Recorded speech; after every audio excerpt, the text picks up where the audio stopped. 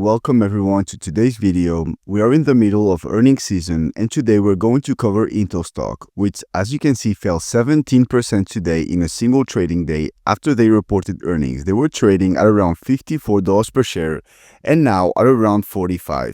Why? Well, mainly because their outlook falls short of Wall Street expectations, and I think investors are beginning to think that this turnaround is going to take longer. Intel's current market cap is $271 billion, and analysts have them rated as a hold with a price target of 39, which means negative 27% returns.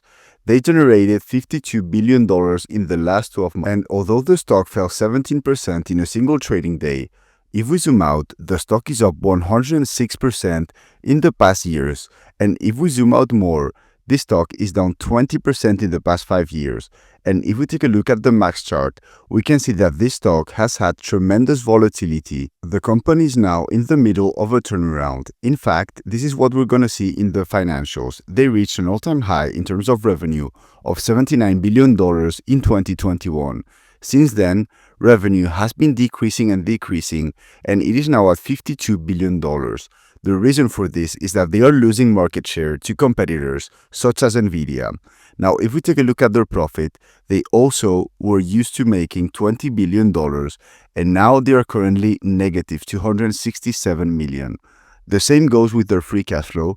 They were doing around $20 or $21 billion, and now it is currently negative.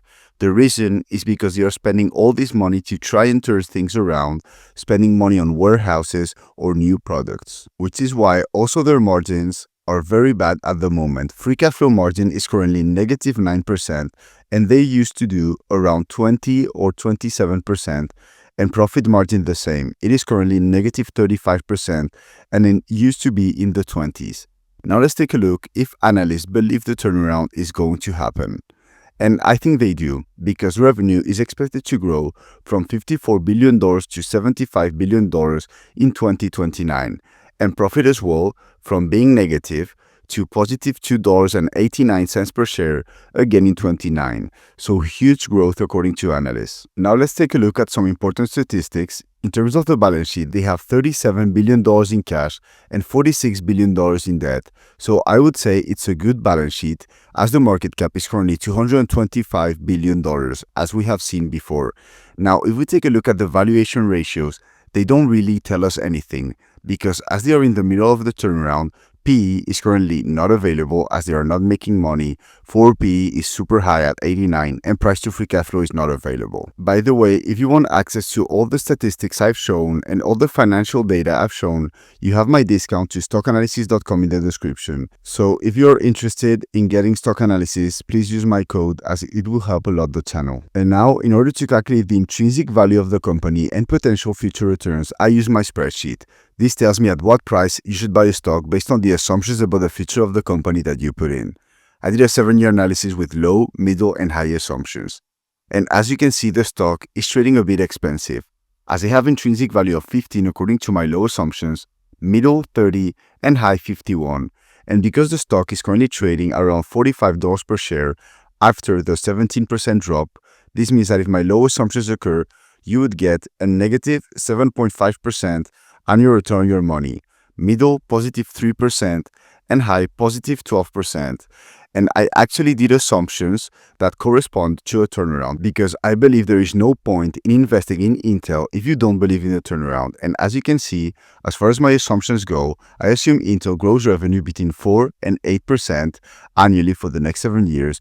The average profit margin and free cash flow margin between 8 and 18%, which remember they are currently doing negative, and I assigned the PM price to free cash flow at the end of the 7 years of 16, 18, and 20. And therefore, I believe the company is priced in as if the turnaround had already happened. And by the way, if you want to make your own assumptions, I'm going to leave a link to the spreadsheet down below. It is super simple to use because I've done all the calculations in the background, so you only need to input your assumptions. And I believe Intel is interesting at around $20 per share, but at current prices, I just believe there is not enough margin of safety. And valuations do matter, and Intel is a perfect example. If we go back to the max chart, Intel in the dot-com bubble reached an all-time high of $70 per share. It hasn't reached that price 26 years later, and Intel has more revenue and more profit. I mean, even when it was at an all-time high in terms of revenue, it didn't reach that high. Why? Because the company was so aggressively overvalued at the moment that it hasn't catch up. And this is what happens when you buy overpriced companies. And the last thing that I want to mention in this video is about earnings. And that it really doesn't matter if a company beats earnings by 10%, 15, 20, or misses by the same. Unless the company gives a news that affects the fundamentals of the business, earnings are short-term, and you should always focus on the long term. I hope you found this video valuable. Let me know what you think about Intel stock in the comments, and I'll see you in the next one.